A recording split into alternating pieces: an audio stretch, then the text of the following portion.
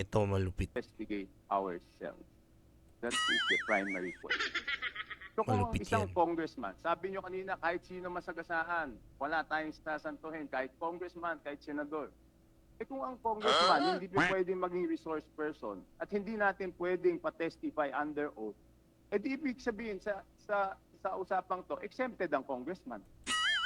So paano tayo mag-iimbestiga? Paano tayo? Number one.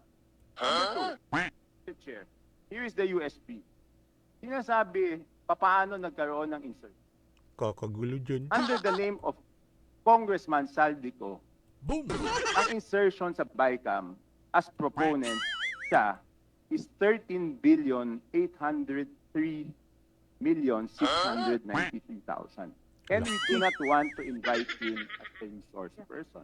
Mr. Chair, sorry. Comsec, can you show this para lang Yeah. sabihin hindi ako Mr. Chair, with nag-invento? due courtesy. Wait, I have the floor. Yeah, i-correct I have ko the lang. floor. Yeah, but I have Mr. the floor. No, Mr. I Chair. have the floor. Just to, on I have the record, floor. on